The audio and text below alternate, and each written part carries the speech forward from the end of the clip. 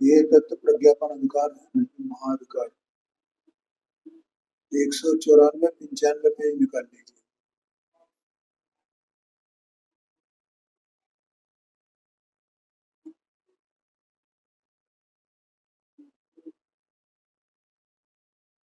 हाँ, अब थोड़ा उपयोग इधर आ जाए। पहले 98 नंबर की गाथाओं में ये तत्व प्रज्ञापन महाधिकार है। तो द्रव्य है, हम उसे किस प्रकार से जाने, किस प्रकार का द्रव्य है। अपन भी द्रव्य है ना, क्योंकि इस विश्व में द्रव्य के अलावा तो कुछ है नहीं। और द्रव्य है वह गुण पर्यायात्मक है, उत्पाद्य द्रव्यात्मक है, इसके अलावा तो कुछ है। तो प्रकाश जी है, नहीं है। हाँ, इसके अलावा कुछ नहीं है। इसके अलावा कुछ भी देखना वो पर्याय मूलता है।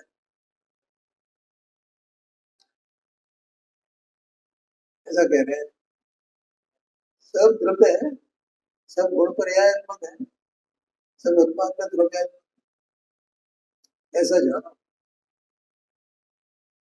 और सब सत्य है, ऐसा जानो।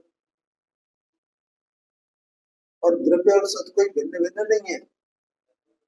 जो सत्य है सो द्रव्य है, द्रव्य सो सत्य है, ऐसा जानो। और नए द्रव्य की उत्पत्ति नहीं होती है, द्रव्य अविनाशी है, ऐसा जानो।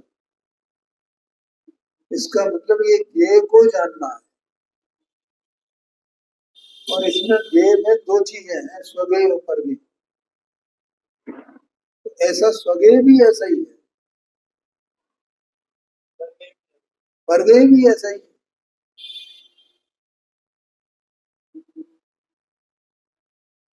आया कि नहीं आएगा, स्वगेय और परगेय ये सब ऐसे ही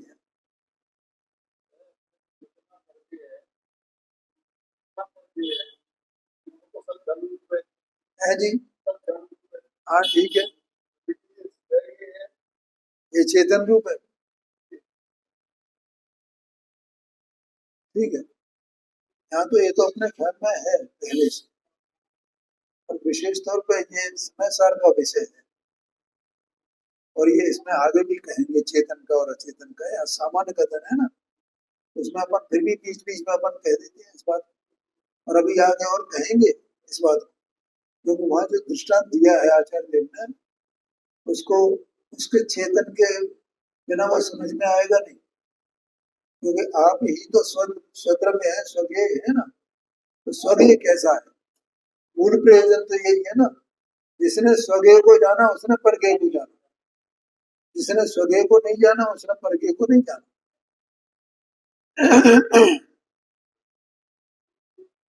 ठीक है। तो 98 नंबर की गाथा में ये कहा, इसको 98 नंबर की गाथा में ये कहा कि द्रव्य अविनाशी है, नई उत्पत्ति नहीं होती है। और द्रव्य स्वयं सत है, सत कोई भिन्न नहीं। और ये बात, ये द्रव्य का स्वभाव है ना, सत, नए द्रव्य की उत्पत्ति नहीं होती। और ये बात आचार्य देव ने, टीकाकार आचार्य देव ने, द्रव्य गुण पर्यायात्मकता द्रव्य का स्वभाव है, इससे सिद्ध की है। देखो 98 नंबर की गाथा, उसकी टीका का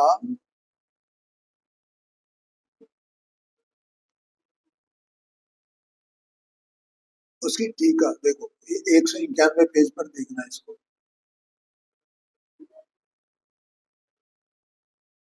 टीका में पहला जो पैरा है 191 पेज, वास्तव में द्रव्यों से द्रव्यांतरों की उत्पत्ति नहीं होती, क्योंकि सर्व द्रव्य स्वभाव सिद्ध है।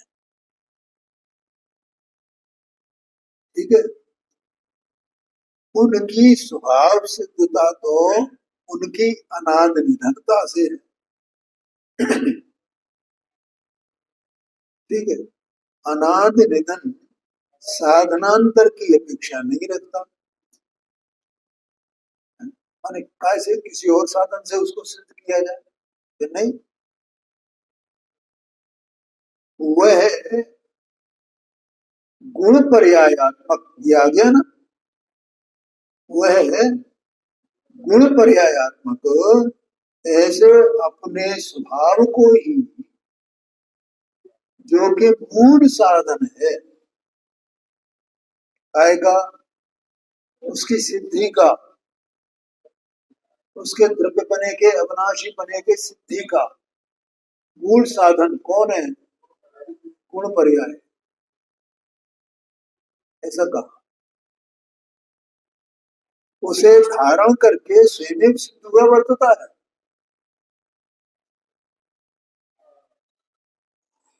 समझ में आया ना? तो इन 98 नंबर की गाथा में ये कहा। अब 99 नंबर की गाथा में क्या कहते हैं, वहीं आ जाओ देखो।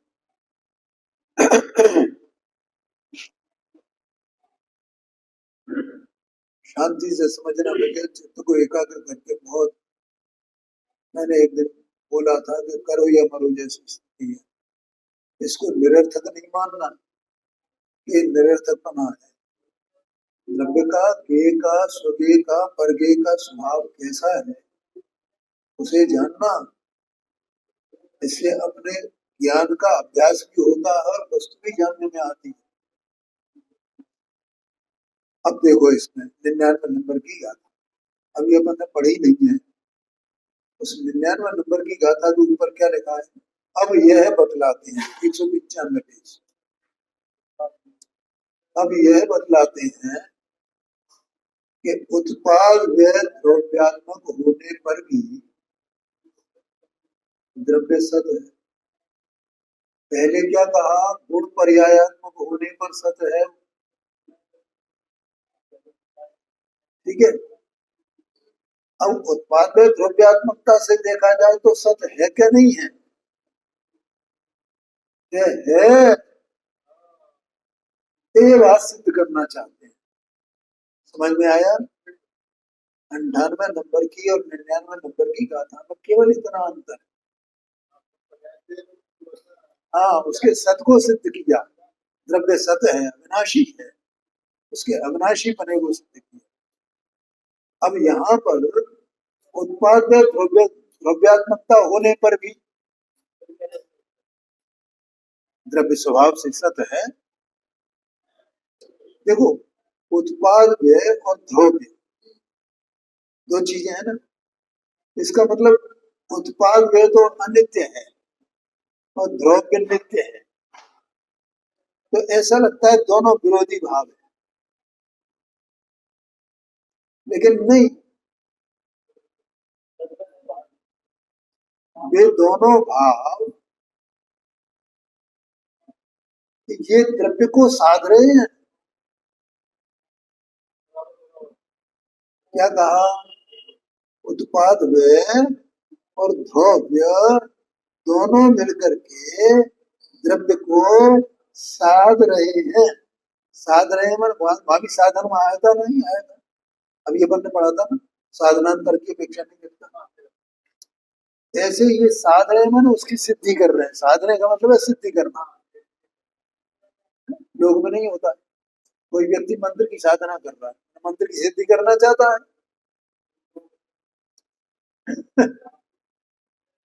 है?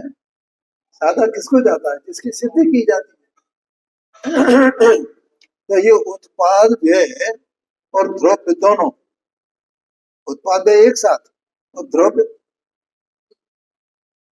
एक साथ, तो उत्पाद व्यय और द्रव्य दोनों में कोई विरोध नहीं है, बल्कि दोनों मिलकर के द्रव्य के सत बने की, द्रव्य है इसकी सिद्धि कर रहे हैं। अनंत काल पहले भी द्रव्य है, आज भी है, अनंत काल बाद भी है, ऐसा उसका अस्तित्व को सिद्ध कर रहे हैं। ये सिद्ध करना है आचार्य देव। आया कि नहीं आया? पहले गुण पर्यायत्मकता से, अब यहाँ उत्पाद वैतरूप्य। अपन गाथा पढ़ते हैं। सदवट्ठिदं सहावे दव्वं दव्वस्य जो हि परे नामो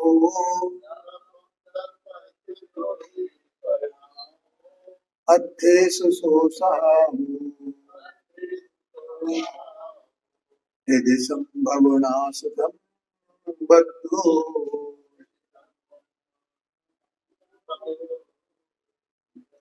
हाँ नीचे, द्रव्यो स्वभाव विषय अवस्थित तेति सौद्रव्य उत्पाद द्रव्य विनाशयुत परिणाम द्रव्य स्वभाव। अन्वयार्थ है, स्वभाव में अवस्थित होने से द्रव्य सत है। क्या कहा? स्वभाव में अवस्थित होने से, अवस्थित माने ठहरा हुआ, द्रव्य काय में ठहरा हुआ है? स्वभाव में ठहरा हुआ, इसलिए वो सत है। द्रव्य स्वभाव का आश्रय करता है, द्रव्य वो स्वभाव रूप रहता है, इसलिए वो सत है। कभी भी अपने स्वभाव से च्युत नहीं होता है, पतित नहीं होता है, वो निरंतर नित्य अनादि से अनंत काल तक स्वभाव का आश्रय करता है, इसलिए वो सत है।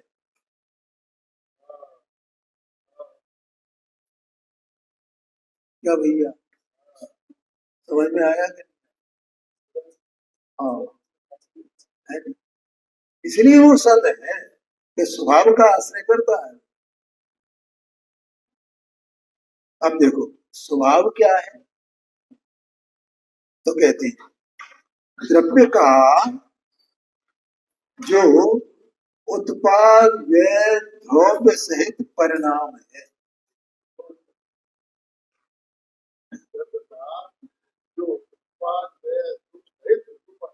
परिणाम है, वह पदार्थों का स्वभाव है।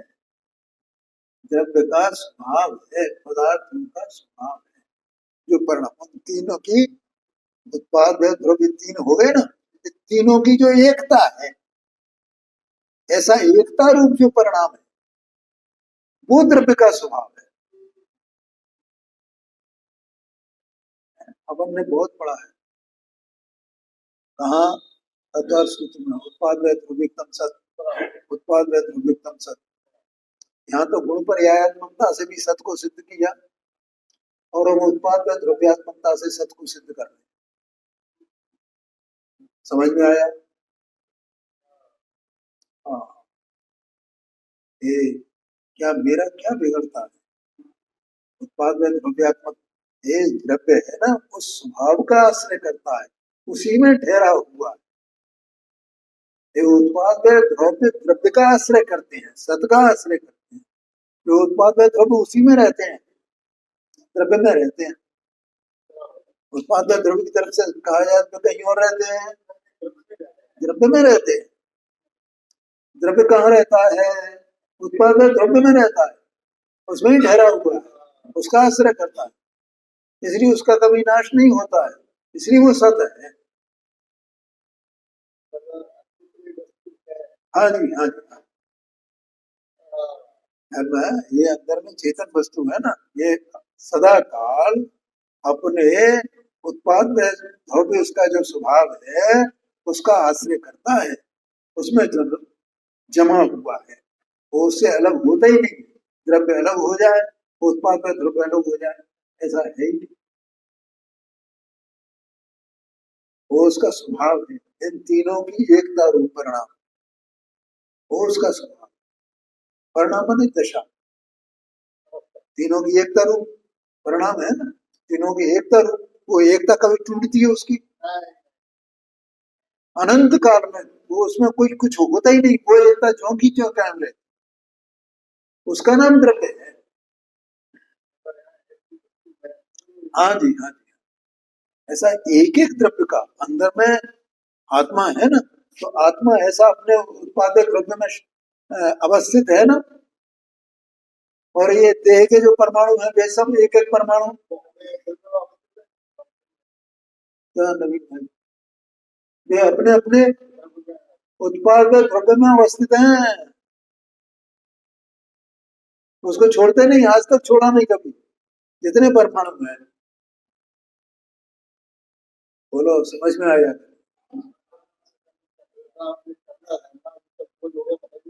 कुछ नहीं, नहीं भाई, कहाँ है? अभी ये कहे नहीं मुझे ये करना है, मुझे ये करना है, मुझे ये करना है, मुझे ये आचरण पालना है, ये महाव्रत पालना है, ये फलाना करना है। अरे तू इधर देखना, तेरा तेरा स्वरूप क्या है, क्या तेरा उत्पाद है, क्या तेरा ध्रुव, कैसी वस्तु है। अभी उत्पाद ध्रुव को समझाएंगे आचार्य, कि उत्पाद ध्रुव क्या है, किस तरह वो तीनों का एकता रूप परिणाम कैसे द्रव्य द्रव्य में रहता है, द्रव्य कैसे उसका आश्रय करता है। बोलो है क्या नहीं मजेदार बात है?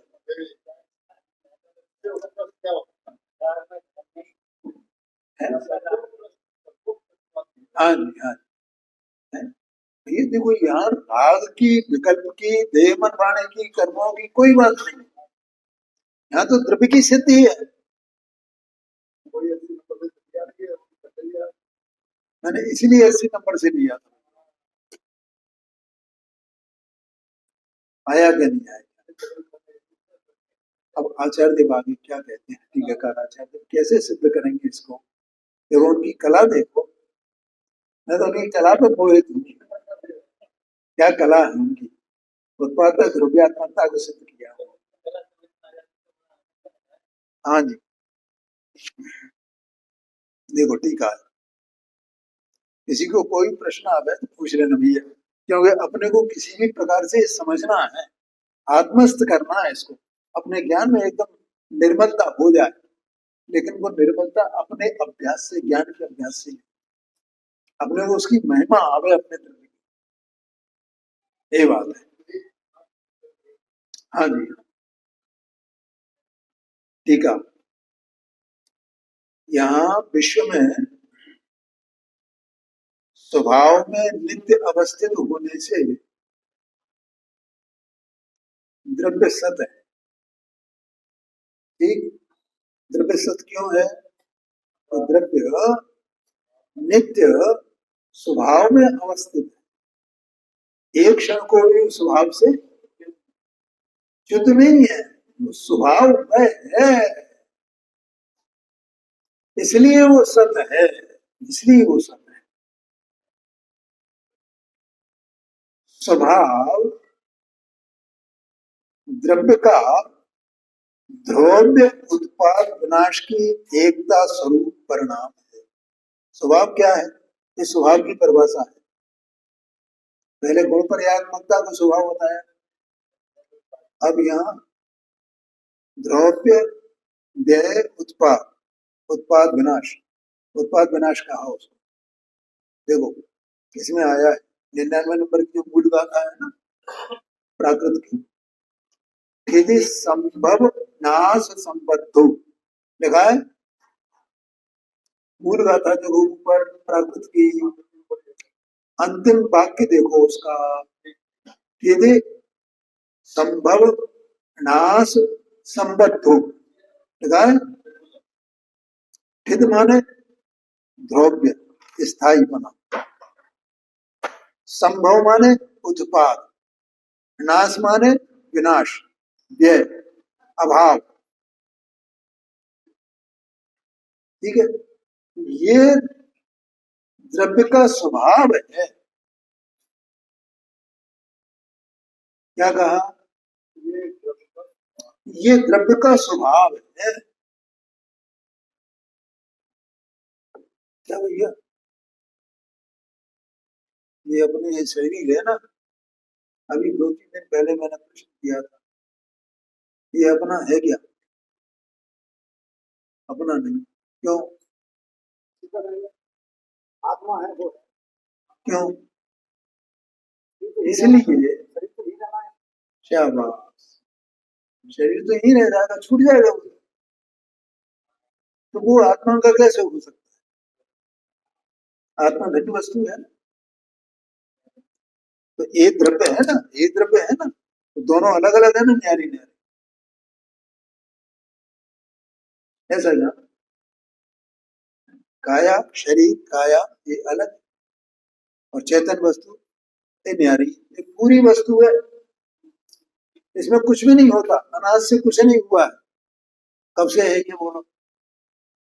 ये आत्मा मैं चेतन द्रव्य कब से हूँ, कब से हूँ, कब से हूँ, कब से हूँ।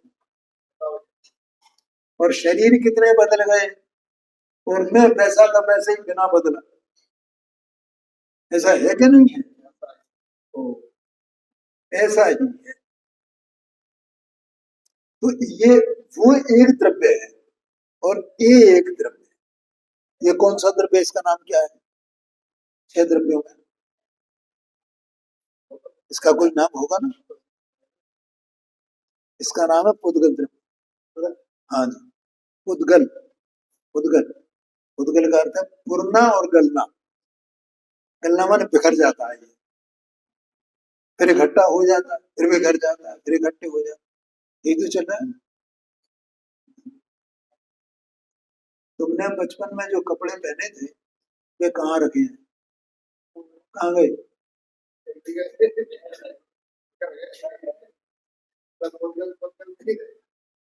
सब बिखर गए ना, कुछ पता आता पता ही नहीं है। और अपने को अपना पता तो है ना कि मैं तो हूं ना, मैं कहाँ बिखरा हूँ। तो ये मिलने बिछुड़ने का या उड़ने और गलने का जो कार्य है, ये पुद्गल का है, इसलिए इसका नाम पुद्गल है। ये मेरे कथन, मेरा अपना बापा परिभाषा थी नियम सार जी, पुरना गलना। जो पुरने गलने वाला है वो पुद्गल है। अब किसी भी चीज पे लगा दो इसको, एक पुस्तक देखो, ये क्या है, कौन सा है, कौन सा द्रव्य है ये? पुद्गल द्रव्य। क्यों? क्योंकि ये बनाई गई है ना, और ये नष्ट हो जाएगी ना, नहीं हो जाएगी, नष्ट हो गई है जी, ये समय आने में नष्ट हो जाएगी। हाँ बिल्कुल नष्ट हो जाएगी। वो हर समय नष्ट हो रही है, हर समय बदलाव हो रहा है। तो पूर्णा गलना माने परमाणुओं का आना जाना, आना जाना, आना जाना, देह में निरंतर, हर एक द्रव्य में ऐसा ही है, परमाणुओं का आना जाना लगा हुआ है। ये अपने को दिखाई नहीं देता अपने ज्ञान में, लेकिन केवल ज्ञानी परमात्मा जानते हैं। समझ गया ना? तो ये अन्य द्रव्य है, ये दो ही द्रव्य यहाँ एक्टिव है संसार में, एक जीव द्रव्य चेतन द्रव्य, और एक पुद्गल द्रव्य, ये दोनों एक्टिव है। और बाकी की चार एक्टिव नहीं है, चार और हैं, दो के अलावा छह द्रव्य हैं टोटल। ठीक है, तो अब ये चेतन द्रव्य काय में रहता है? ऐसे एक चार द्रव्य है, हाँ जी, वो ज्ञान में आते हैं। हाँ बिल्कुल। देखो आकाश है क्या नहीं है? आकाश कहाँ नहीं है? कहाँ नहीं है, कितना है आकाश? हाँ, कोई और छोर नहीं है। और काल है क्या नहीं है? काल, काल समय, समय है, ज्ञान में आता है तो दिखाई नहीं देता अपने को, काल कहाँ है और आकाश कहाँ है, नहीं दिखता।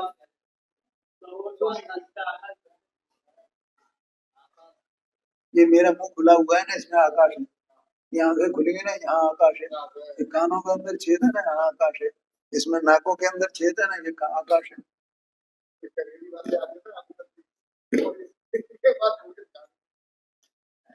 ये अंदर एक ये श्वासोच्छ्वास चल रहा है ना, वहां पे आकाश है। आकाश सर्वत्र है। ऐसे ही दो द्रव्य और होते हैं, धर्म द्रव्य और अधर्म। इनके पास बैठा करो, ये बताएंगे। ठीक है, हाँ जी, है जी, हाँ बिल्कुल बिल्कुल, बढ़िया, बहुत अच्छी बात। जब फुर्सत मिले उनके पास जाए। हाँ जी, क्या बात चल रही थी? उत्पाद है द्रव्य, ये जीव का वो द्रव्य का ये स्वभाव है। इस स्वभाव में द्रव्य सदा काल अवस्थित रहता ये, इसलिए वो सत है। अब कैसे वो अवस्थित रहता है, क्या होता है, उसका यहाँ दृष्टांत देते हैं आचार्य। देखिए, उपयोग लगाना भैया सब लोग हैं, तो थोड़ी जैसे कल वो बात आई, कल आई, परसों परसों बात आई, कठिन है भाषा, कठिन भाषा है, तो हम बैठे हैं ना, बता रहे हैं ना, आप पढ़ोगे तो आपकी समझ में नहीं आएगा, हम तो बैठे हैं। जैसे द्रव्य का वास्तु समग्र पने द्वारा, अखंडता द्वारा एक होने पर भी विस्तार क्रम में प्रवर्तमान उसके जो सूक्ष्म अंश हैं वे प्रदेश हैं। देखो भैया, पहले प्रश्न ये आएगा, वास्तु किसे कहते हैं? वास्तु क्यों प्रकाश जी? वस्तु को नहीं कहते, वस्तु जहां रहती है उसको वास्तु कहते हैं। क्या कहा? वास्तु किसको कहेंगे? वस्तु जहां रहे उसको वास्तु कहते हैं। ठीक है, अपन ये मकान मकान बनाते हैं, धर्मशाला बनाते हैं रहने के लिए, वास्तुविद होते हैं, वास्तुकार होते हैं। एक मकान बना, एक मंदिर बना, अपन यहाँ बैठने के सब काम कर रहे हैं, इसका नाम वास्तु है, ठहरने की, बैठने की जगह। ठीक है, तो अब द्रव्य का वास्तु क्या है? यहाँ द्रव्य का स्वभाव रहता है, वो वास्तु है। द्रव्य रहता है, वो वास्तु है उसका, द्रव्य का वास्तु। ठीक है, अच्छा, अब इस बात को अपन अपनी वस्तु पे लगाते हैं, चेतन वस्तु है, समझने के लिए, चेतन वस्तु।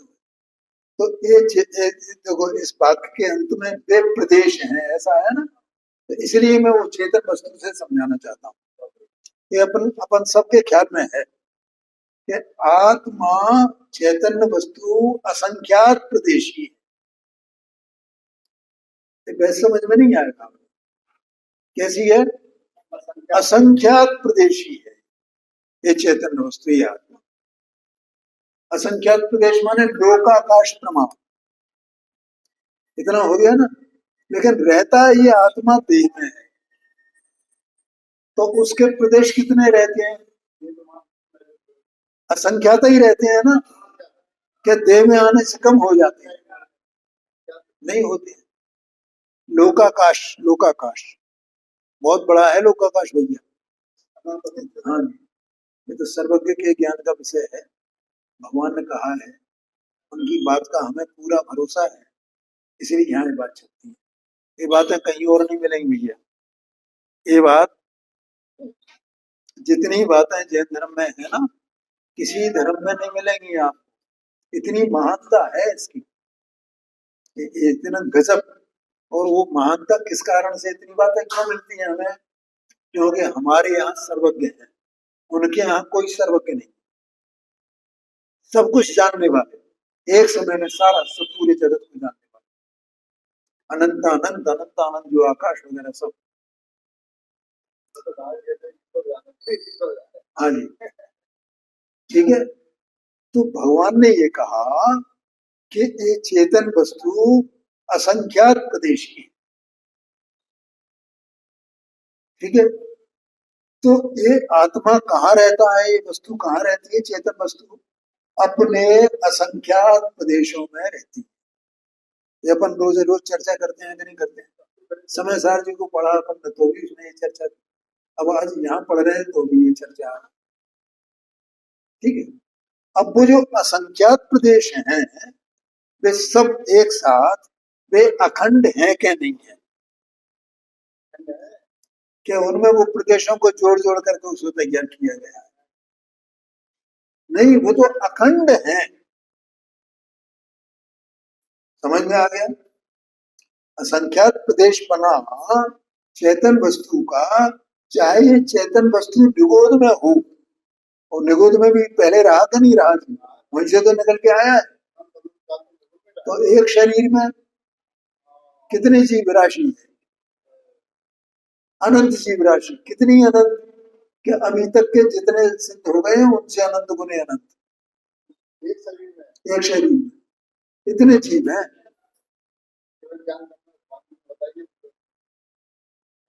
हाँ भैया, वहां से निकल के आए अपना अपना मुख्यालय जो है, जीव का मुख्यालय दो है, एक तो निरोध और दूसरा पंचमपति सिद्ध भगवान सिद्धेश्वरा।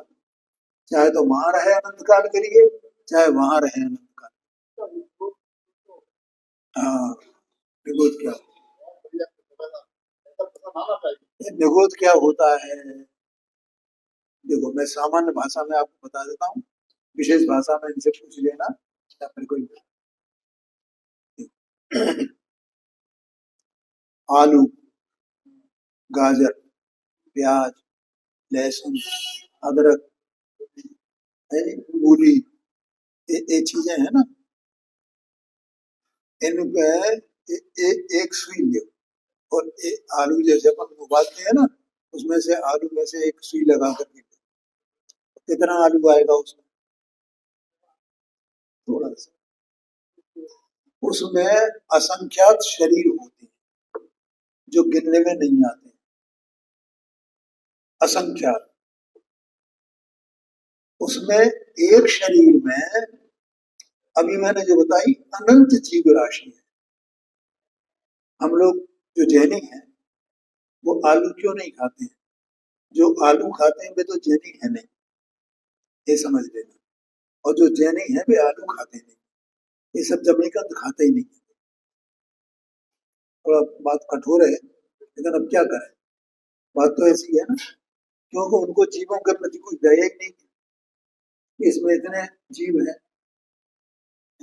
डॉक्टर साहब तो कहते हैं कि ये इसने अपने इसको जो है मुंह को उसका चच्चा खाना बना रखा है और मरघट बना रखा है, क्योंकि वे एक श्वास में 18 बार जन्म लेते हैं। अपन जितनी देर में एक स्वस्थ व्यक्ति एक सांस लेता और छोड़ता है ना, इतने समय में उनका 18 बार जन्म होता है और 18 बार मरण होता है। ऐसे निगोदिया जीव होते हैं। तो हम खा रहे हैं उनको, तो वे 18 बार जन्म मरण करेंगे कि नहीं करेंगे? तो वहीं उनका मरण हो रहा है मुंह में, और वहीं उनका जन्म हो रहा है। तो वो जच्चा खाना बन गया और वहीं मरघट बन गया। इसका नाम निगोद है जी। हाँ हाँ, वो दही वो तो है, ये जमीकंद नहीं खाना चाहिए, वो अलग बात है, वो उसकी व्याख्या अलग करेंगे बाद में। अभी तो निगोद पूछा है, इसलिए मैं बता, ठीक है। क्या है, दही की मर्यादा रहती है, इतने काल में खाना चाहिए, ये बात है। मैंने 24 घंटे की मर्यादा रहती है दही। हाँ, वो तो बात है, बहुत है, जर्मन योग में उसमें मिलेगी। तुमने निगोद की बात पूछी थी ना, इसलिए मैंने। हाँ जी। तो यहाँ ये कह रहे हैं कि वो जो निगोद वाला जीव है ना, तो उसके भी उतने ही प्रदेश हैं, खंड, ठीक है। हाँ जी, एक एक जीव के असंख्यात असंख्यात प्रदेश, वो उतना का उतना ही है। वो उस प्रदेश संकोच विस्तारित होते रहे, संकुचित हो गए, इतने संकुचित हो गए कि एक शरीर में अनंत जीव राशि, इतने संकुचित प्रदेश, ये समझ। हाँ, वो सिद्ध भगवान, उनकी बात है, ठीक है भैया। तो यहाँ अब अपने को मूल उसमें आना है, मुद्दे पे। तो ये असंख्यात प्रदेश हैं, तो वे असंख्यात प्रदेश अखंड रहते हैं ना, उनमें कोई वो खंडित पना तो होता नहीं। ये निगोद में रहे या सिलसिला विराजमान हो, या चार गति में किसी भी गति में जावे, चाहे तो 1000 योजन वाला वो मत्स्य बन जाए है, और चाहे वो तंदुर मत्स्य चावल के बराबर की मछली बन जाए, दोनों में एक ही प्रकार के अखंड प्रदेश हैं उसके, ये कहते हैं, ठीक है। अब देखो, और वो जो वास्तु है, अखंड प्रदेश है, उनमें वो वस्तु रहती है, क्योंकि वस्तु अनंत गुणात्मक है ना, तो गुण कहाँ रहते हैं? उन्हीं असंख्यात प्रदेशों में। एक एक प्रदेश अनंत अनंत गुणमय है, बेके बई, हर प्रदेश में बेके बई, बेके बई, बेके बई, अनंत गुण, अनंत गुण, अनंत गुण, अनंत गुण। इसकी चर्चा तो हमने पहले कर ली। अब यहाँ मुख्यतः प्रदेश की है, इसलिए उसकी गुणों की चर्चा नहीं करेंगे। ठीक है, यहाँ तो ये बता दिया कि वस्तु कहाँ रहती है, ये चेतन वस्तु कहाँ रहती है, ये अपने असंख्यात प्रदेशों में रहती है, और वे प्रदेश अखंड हैं। ठीक, तो इतना कहा। एक होने पर भी, अब यहाँ कहते हैं, वो एक है, अखंड है, तो प्रदेश बना उसका, वस्तु का। तो भी अब क्या बात कहते हैं आचार्य देव? विस्तार क्रम में प्रवर्तमान उसके जो सूक्ष्म अंश हैं, क्या कहा? उसका विस्तार होता है ना, जैसे मैं इसको बता, जैसे ये है। अब ये पुस्तक कहाँ रहती है? ये पुस्तक एक वस्तु है, ये अपने प्रदेशों में रहती है। मान लो एक एक पेज रहती है, केवल इतना अपन पकड़ा है इसको, इतना, इसमें ये रहती है, ऐसा समझ। ये पुट्ठा जो है, इसका कवर कहाँ रहता है? कि अपने इन प्रदेशों में रहता है। ठीक है, अब प्रदेश क्या होता है? प्रदेश माने इसके क्षेत्र का, इसके इतना जो विस्तार है, उसका सबसे छोटा हिस्सा होगा ना, जिसका दूसरा हिस्सा नहीं किया जा सके। तो ऐसे उसमें एक एक प्रदेश मिलकर के असंख्यात प्रदेश हुए ना। क्या कहा? ठीक है, अब जब असंख्यात प्रदेश हैं, तो उनका क्रम भी होगा ना प्रदेशों का। पहला प्रदेश यहाँ, फिर दूसरा प्रदेश यहाँ, फिर तीसरा प्रदेश, फिर चौथा प्रदेश, ऐसे ऐसे इस तरफ चले, ऐसे ये विस्तार क्रम हो गया। इधर को चले तो, इधर को चले तो, इधर को चले तो, इधर को चले, कहाँ से शुरू करें इसको? ये विस्तार क्रम हो गया ना। तो विस्तार क्रम में इसका जो सूक्ष्म अंश है, वो प्रदेश है। आ गया समझ में? एक बात। अब दूसरी आगे चलते हैं। ये अपनी बात है, ये चेतन द्रव्य कहाँ रहता है, ये समझने की बात है। इसी प्रकार एक बात हो गई ना, सूक्ष्म अंश प्रदेश है और विस्तार उनका ये है पूरा असंख्यात प्रदेश। अब दूसरी बात कहते हैं, इसी प्रकार द्रव्य की वृत्ति, वृत्ति माने परिणति, परिणति माने उसमें जो क्रिया चलती है, वर्तना, यहाँ नीचे वृत्ति माने वर्तना लिखा है, हुआ है होना। यहाँ वृत्ति का मतलब होना, कुछ उसमें हो रहा है या उसका अस्तित्व है। कुछ हुए हुए नहीं तो अस्तित्व कहाँ से रहे? क्या कहा? नीचे फुटनोट में दिया देखो। ठीक है, वृत्ति, वृत्ति समग्र पने द्वारा एक होने पर भी इसका जो अस्तित्व है, इसकी जो वृत्ति है, इसमें जो कार्य होता है, वो त्रिकाल होता ही रहता है ना कार्य उसका। त्रिकाल हो रहा है ना, त्रिकाल हो रहा है ना, त्रिकाल हो रहा है, ऐसा उसका स्वभाव है ना, त्रिकाल है ना वो वृत्ति। क्या कहा? त्रिकाल, त्रिकाल है, त्रिकाल है, त्रिकाल है, त्रिकाल है। वो जो वृत्ति है, वृत्ति से ही उसका अस्तित्व पता चलता है ना, कि इसमें कुछ कार्य होता है, कुछ कार्य नहीं हो तो उसके अस्तित्व का कैसे पता चले? इसलिए उसको अस्तित्व से जोड़ा। आत्मा चेतन वस्तु है, तो उसमें कौन सा कार्य होता है? चेतन बनेगा, जानना देखना, जानना देखना, जानना देखना, जानना देखना। ये जानना देखना, इसकी जो वृत्ति है, जो वर्तना है, वो कब से है भैया और कब तक रहेगा? है ना, ऐसा उसका अस्तित्व है ना, ऐसा उसका अस्तित्व है ना। ठीक है, ये कहा, ये वृत्ति, और ये वृत्ति इसकी समग्र पड़े अनाद से अनंत काल तक है कि नहीं है। चेतना का परिणाम आत्मा का, आत्म द्रव्य का, जीव द्रव्य का अनाद से है, अनंत काल तक रहेगा क्या नहीं रहेगा? रहेगा। ऐसा उसका अस्तित्व है ना, ऐसा उसका स्वभाव है ना द्रव्य का।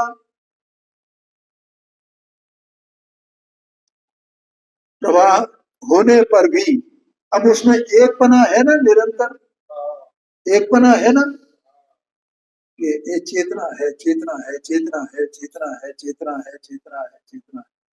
तो चेतना चेतना चेतना चेतना एक पना है कि नहीं? ऐसे हर तरफ क्या लगा लेना, जो भी उसकी वृत्ति है। ठीक है, यहाँ पर ने चेतन तत्व को लिया है तो इसकी ऐसी वृत्ति है। समग्रपना होने पर भी तो उसमें ये समग्रपना हो गया ना, क्या चेतनपना उसका समग्रपना है ना। लेकिन प्रवाह क्रम में प्रवर्तमान, और उसका प्रवाह चल रहा है कि नहीं चल रहा, होने का, चेतना होने का, चेतना होने का, चेतना होने का, चेतना होने का, चेतना।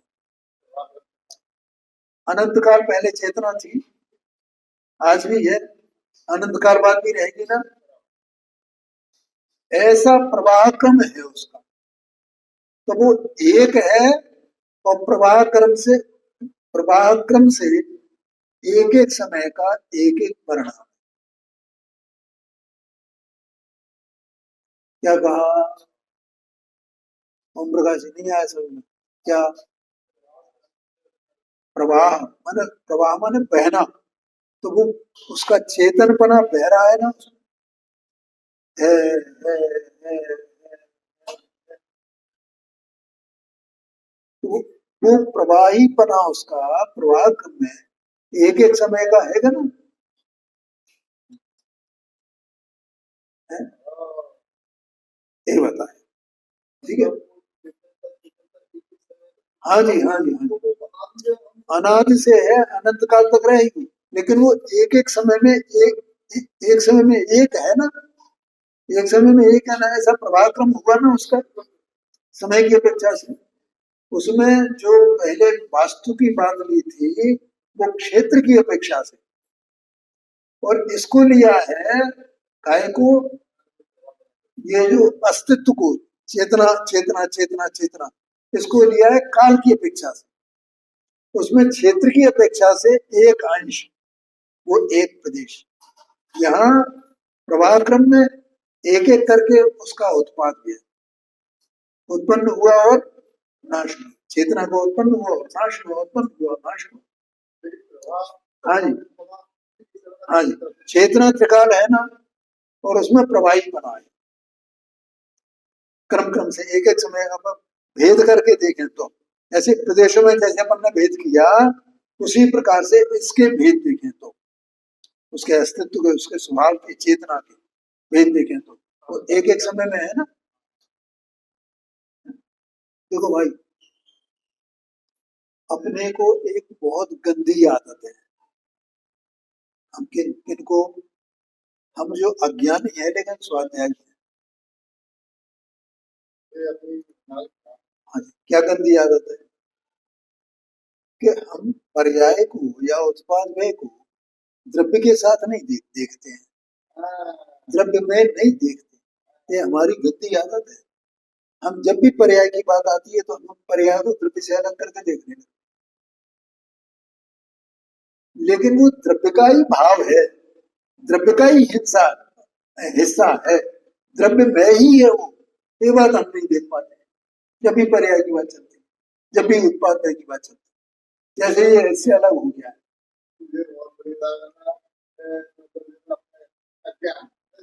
हाँ जी, बोलो ओम प्रकाश जी, समझ में आया कि नहीं आया? अरे वो द्रव्य की बात चल रही है ना, सत्स्वरूप वस्तु की बात चल रही है ना, तो वो उत्पाद में कहीं और होगा भैया, ये द्रव्य के भीतर ही है।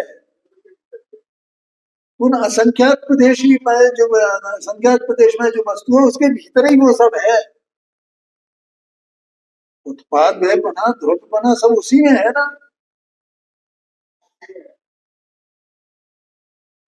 आया कि नहीं आया? तो यहाँ है जी,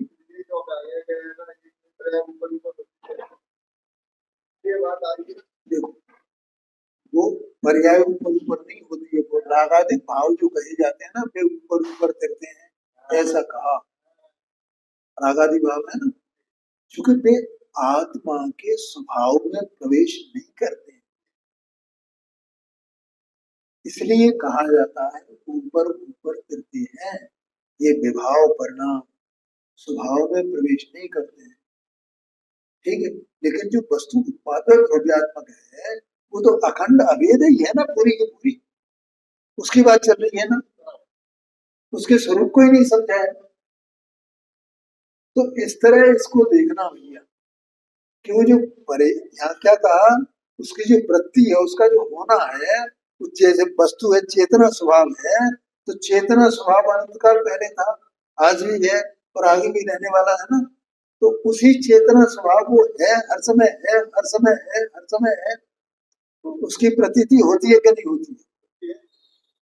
ये हर समय, तो वो हर समय है, तो प्रवाह क्रम हुआ ना। तो उस काल की अपेक्षा से एक एक समय का उसमें खंड किया जा सकता है ना, खंड खंड किया जा सकता है ना उसको, है तो वो अखंड। जैसे प्रदेश क्रम में अपन ने उसमें खंड किए थे ना, एक एक प्रदेश, ऐसे प्रवाह क्रम, वहां विस्तार क्रम, इसमें क्या था, विस्तार क्रम, और वहां प्रवाह क्रम। विस्तार क्रम में एक प्रदेश की अपने को पहचान हुई, ठीक है, एक एक स्थान वाला, एक एक स्थान वाला, एक प्रदेश अपने स्व के स्थान वाला है, लेकिन दूसरे प्रदेश के स्थान वाला नहीं है वो। ये आगे कहेंगे, क्या कहा, इसके जो प्रदेश हैं तो वे अपनी अपनी जगह पे ही अवस्थित है ना। कोई एक प्रदेश दूसरे प्रदेश में नहीं मिल सकता है? एक प्रदेश दूसरे प्रदेश का स्थान नहीं ले सकता है, उनमें अपना अपना क्रम है। ऐसे ही जो चेतना का प्रवाह है, उसमें अगर हम खंड करें एक एक समय का, एक एक समय का चेतना का, जिसकी प्रतीति हमको होती है, हो सकती है, तो प्रतीति कराने के लिए ये बात लिखी है। तो वो जो प्रतीति होती है कि इसमें चेतना है, चेतना है, चेतना है, तो वो एक एक समय का प्रवाह क्रम हुआ ना, ठीक है। तो जैसे उसको प्रदेश कहा था, ऐसे इस प्रवाह क्रम में एक समय के, एक समय का जो होना है वस्तु का, चेतना का होना है, वो कैसे जाना जाएगा, वो परिणाम से जाना जाएगा, वो प्रदेश और ये परिणाम।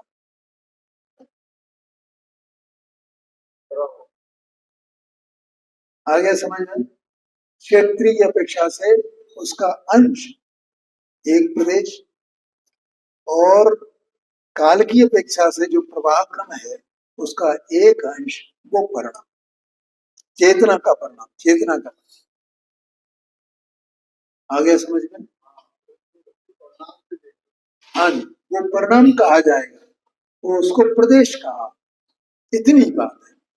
अब ये परिणाम और प्रदेश, इससे उत्पाद व्यय और उनकी एकता, वो द्रव्य, इस प्रकार से आगे आचार्य कहेंगे, ये चर्चा अपन कर लेंगे।